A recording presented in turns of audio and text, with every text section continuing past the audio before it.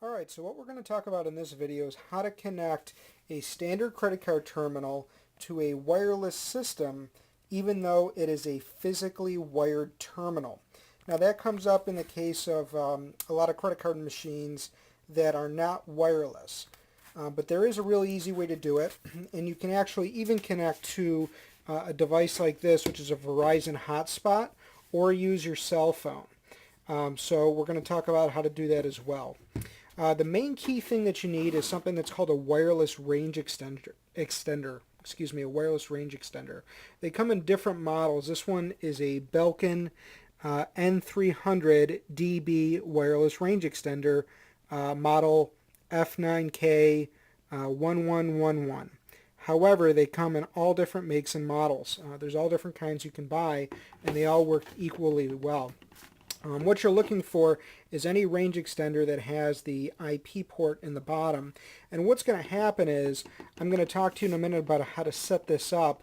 And what's going to happen is a cable is going to connect from that to your credit card terminal, and it's going to issue a dynamic IP address, is what it's called, from this device, which is picking up a wireless signal from either your cable modem, or from your wireless hotspot, or from your cell phone hotspot, or any other means of connecting to the internet.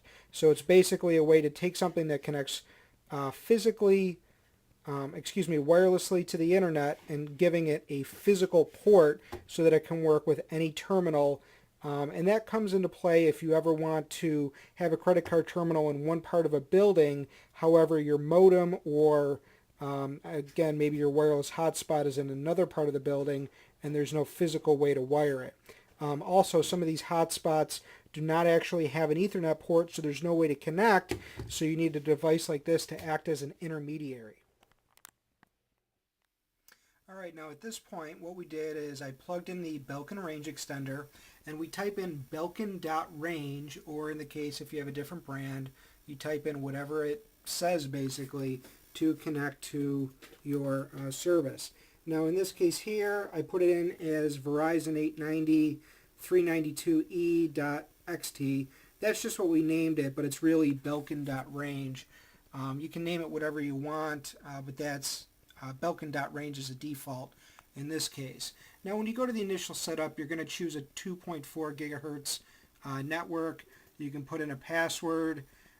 You can do Wi-Fi protected setup. None of that really matters after you get past the initial setup based on the instructions for the extender. Basically what it's going to do when you choose that 2.4 gigahertz wireless connection is it's taking in a signal from your router, or again from your hotspot, and it's extending it. It's basically forwarding it back out wirelessly, and then it's also producing a dynamic IP through that port in the bottom.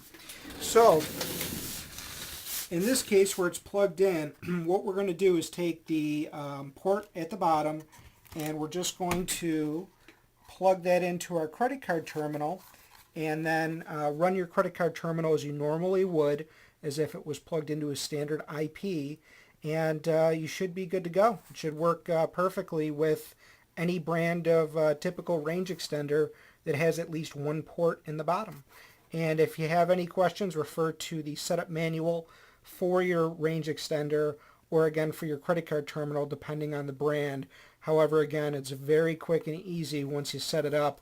You just plug it in like you would any standard router, and now you can connect to a wireless hotspot, or again connect across very long distances if your terminal is at a cash register far away from where your modem is. So I hope this helps some people out. If you have any other questions, email us at sales@forevermerchant.com.